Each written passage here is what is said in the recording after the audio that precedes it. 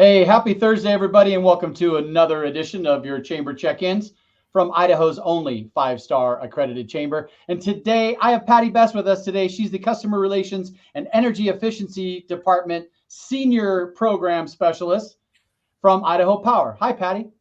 Hi, Paul. Thank you so much for having me. I didn't hack that introduction up too bad, did I? Nope, nope. It's a long department name.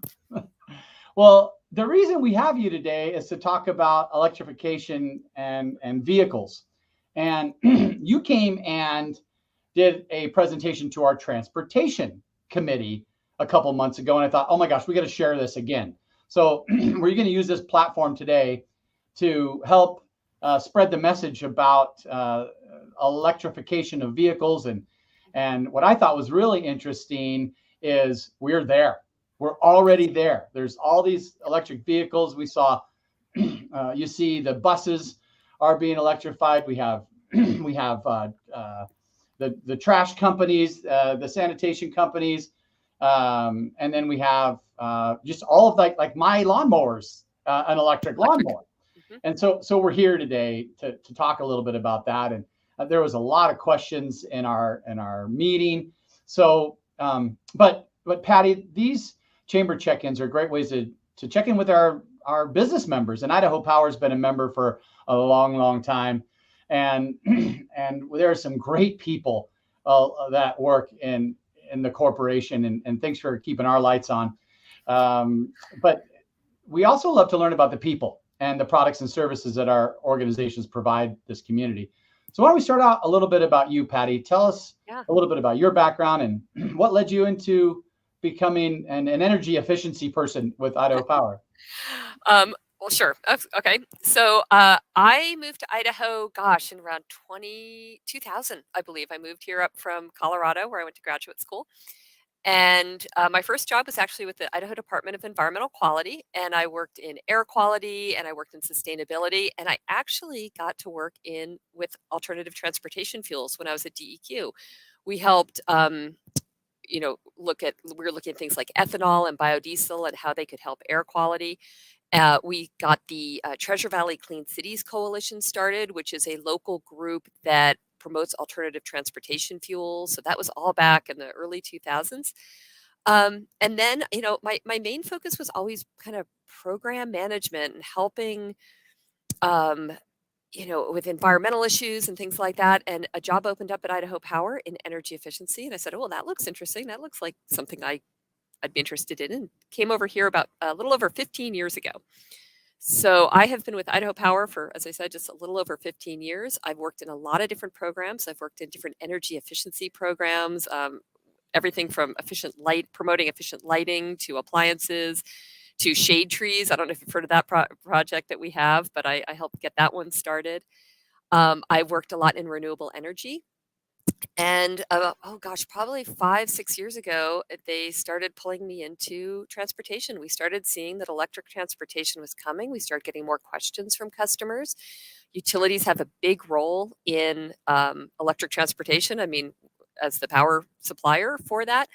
And so I started shifting my focus a little bit back to transportation. And I think what's super fun is I am back to working with some of the same people I worked with when I first moved to Idaho and I was working in air quality. It's some of the same people still working in advancing alternative transportation fuels. Well, incredible story, and I'm glad you're with Idaho Power. It's a perfect collaboration with your expertise. We started talking a little bit about the different types of vehicles, and I'm just going to pull up this picture here and tell us a little bit about some of these vehicles. Yes. So I think the really important thing to think about when we think about transportation electrification, we're not just talking about passenger cars. There is a wide range of vehicles that can be electrified. Electric school buses. There are some EPA grants out there right now to try to electrify school buses. Electric transit buses. You may all have seen the Valley Regional Transit buses going around our city. There's electric ones of those. You mentioned electric trash trucks. Both J&M Sanitation in Kuna and Allied Waste both are driving electric trash trucks now. There's also, off-road vehicles. We're starting to see tractors, forklifts, delivery vans. I have now started to see electric delivery vans around the valley as well. So there's a lot of different ways. What's not on this picture too is the micromobility, the electric bicycles and electric scooters. Right. That's all electric forms of transportation. So there's a lot of different applications, shall we say, for this technology. I love it. And I think I was there when the launch of the new VRT bus, the electric bus, as well as Republic Services, I think has 2 or 3 They do. full trash vehicles that I tell you what, they're incredibly quiet as well. Yes. Yes. And that's one of the huge benefits of electric vehicles. I mean, low to no tailpipe emissions. If you're talking an all electric vehicle, no tailpipe emissions. There are also the hybrid electric vehicles that you plug in and they might run, if you think about a passenger vehicle, the plug-in hybrids might run 50 miles on electricity and then switch over to gas. Again, lower tailpipe emissions. They are quiet. People, I know our Idaho Power people are using electric forklifts and like the fact that they're quiet. They don't, the trash truck the operators, they have said that, hey, they don't go home at the end of the day after hearing the loud engine noises, in their ears. Right. It's a quieter experience. So there's a huge benefit there.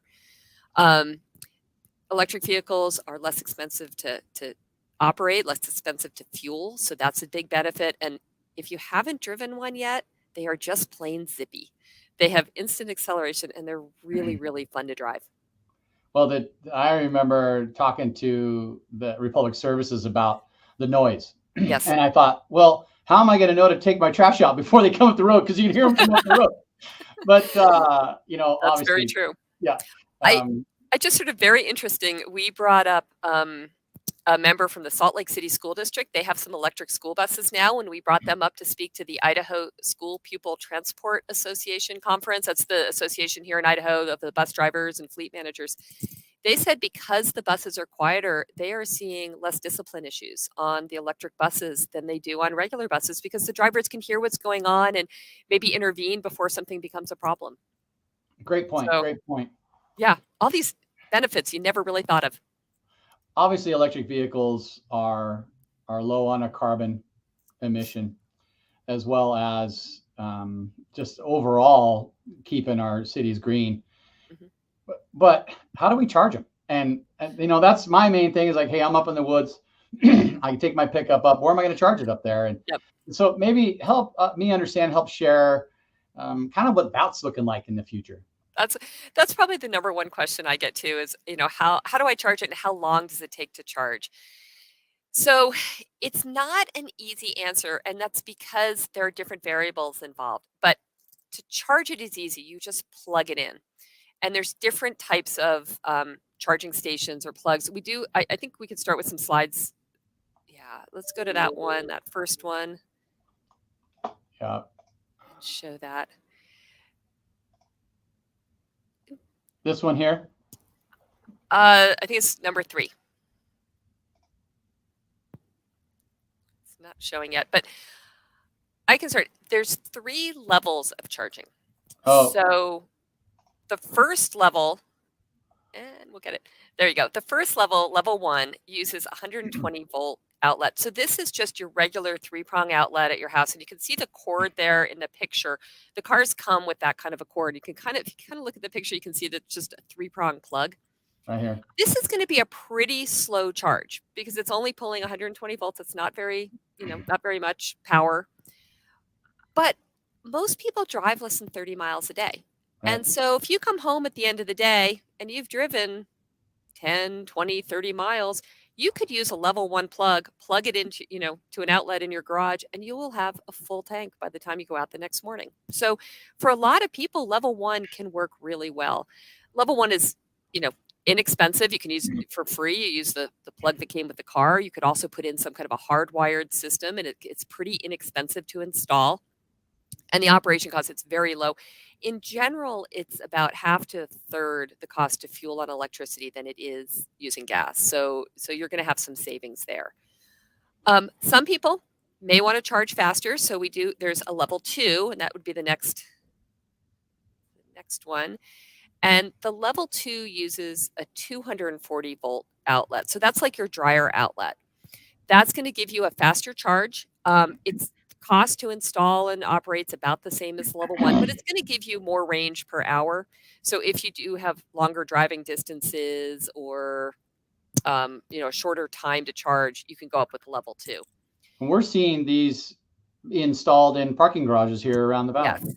Yeah, level 2 is what you're going to find in retail areas, hotels, workplaces. Level 2 is great for workplaces. Think about a lot of people go to work and spend 8 hours or more a day there. Workplace charging is a great option. They can plug in and then again have a full tank when they head home with a level 2 or level 1 or a level 2 charger. Work really well in workplaces. If you go to the fifth, the slide that says number 5. Yeah. That is kind of the holy grail of charging. It's called fast charging.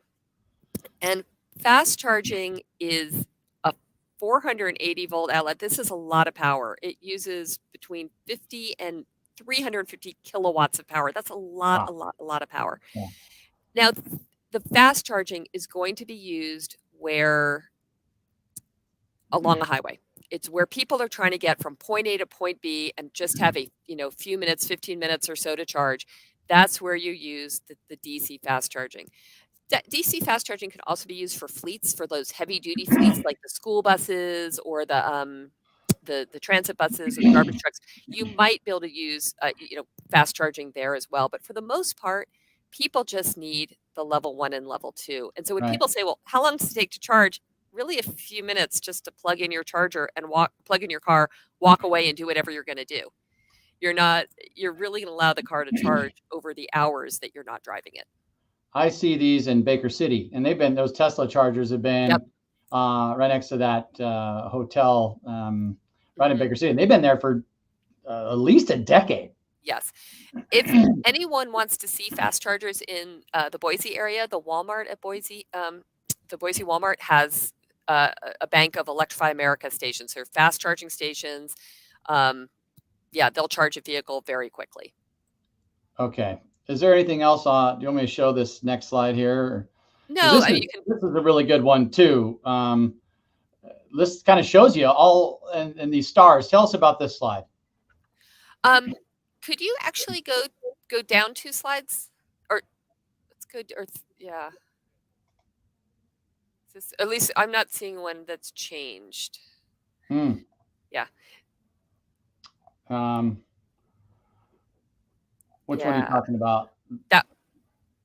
Yeah, let's go to 6. Let's go to the map. Okay, let's do it. Okay. So people also might ask, where do I find charging? And it's a little different than, everything's app based now, right? So you go to your cell phone, you type in EV charging, and there's different either apps or maps out there that you can access from your cell phone. One famous one is called it's PlugShare, and another one is the Alternative Fuels Data Center that's run by the U.S. Department of Energy. And you can bring up maps that show you where all the charging stations are. So this map here shows all the charging stations in Idaho, and they keep growing. Usually these maps will show you where the fast charging stations are and then where those level 2s are. So you do want to make sure as you're planning your route or figuring out where you're going to go, how much time you have, where you'll need to charge. It does take a little bit of planning. I drove down to Twin Falls recently with our Ford Lightning. The company has a new Ford Lightning. Yeah. And I didn't have a lot of range when I got to Mountain Home, and I was nervous. But I luckily knew that there was a big bank of fast charging stations at the Walmart there. I went, plugged in, grabbed some lunch, came out, made it easily to Twin Falls. Did my work there. When I was in Twin, I was able to plug it in at a slow charger, charged overnight, had a full tank as I came back to Boise, and made it all the way back to Boise. Not a problem. Plugged it in when I got to Boise, walked away. I actually probably spent less time pumping gas or fueling than I would have had I been pumping gas, because you basically plug it in and then you walk away and do what you're going to do. Oh, that's great, because the range. You're curious about the range.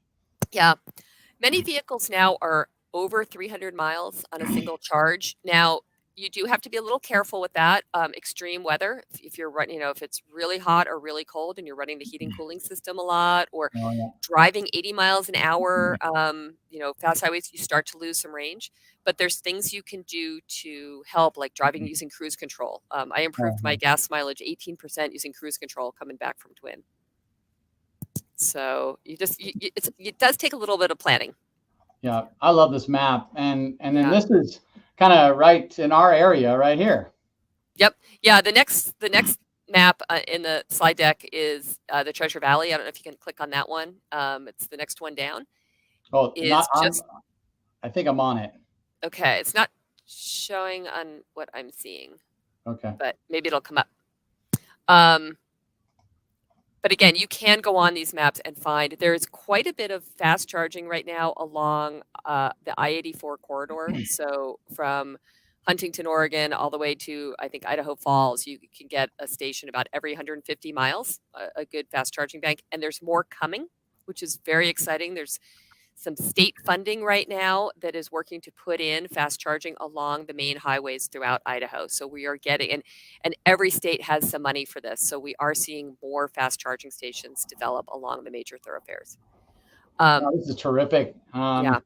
I had no idea of the infrastructure that's already set up. So this is terrific, and I'm so glad we were able to share this today. So. And I'd like to point out that it may kind of look sparse when you think of, well, all the gas stations out there, but it's important to remember 85% of charging is done at home.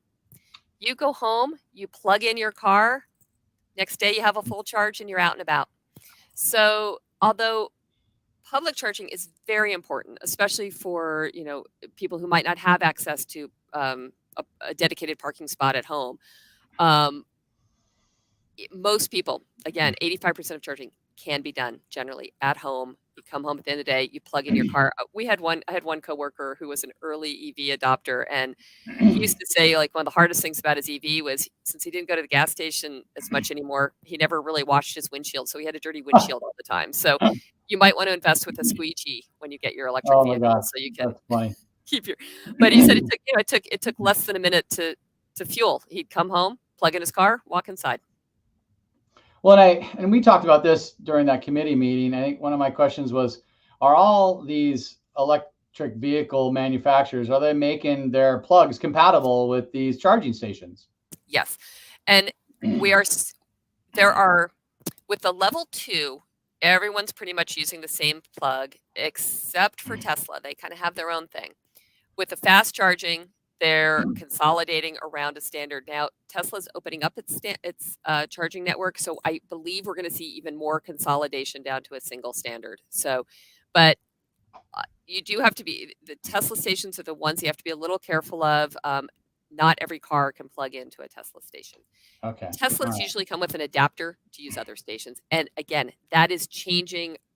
I think when we talked, that those announcements hadn't happened yet, and now all of a sudden there's all these new announcements about. I believe GM and Ford are going to start using start including the Tesla ports on their cars, and people are coming up with adapters, and so it's changing super fast. I love that, because we all have all our different phones, and we can never borrow somebody's phone charger. Yeah, no, the industry is consolidating around a standard, and the funding that's out there right now to put in new charging does have rules around open access and compatibility to try to make sure more people can use the different stations. Okay. Well, that is so interesting, Patty. So we talked about the different types of electric vehicles that are out there, talked about the different areas, stations. How can people give input onto where they think charging stations could be? Tell us a little bit about that. So, as I mentioned, every state, including the state of Idaho, have received money through the infrastructure bill to help build out a fast charging network in their states.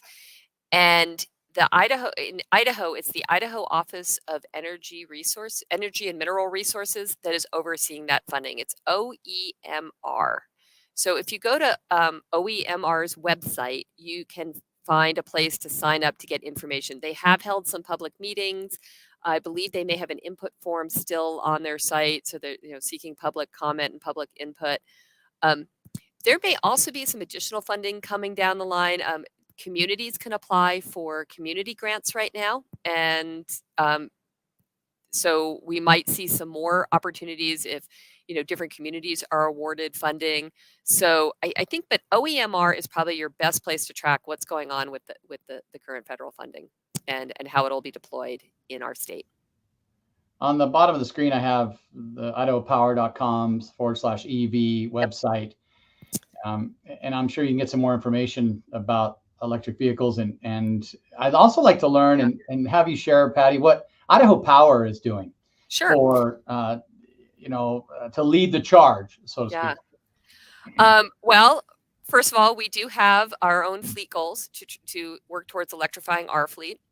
We have goals for passenger vehicles, for forklifts, for the pickup truck size vehicles. And as more vehicles come to market, we are going to increase and expand our goals to have to work on electrifying our own fleet. We also try to help our customers who are interested in electrifying. If you are looking at a big fleet conversion, if you're a commercial business and you want to, convert your fleet, or if you're just interested in putting in public charging, we definitely encourage you to get with us, because what we can do is look at your site, make sure that it has the electrical capacity it needs. If it doesn't, we'll work with you on what those site upgrades might need to be.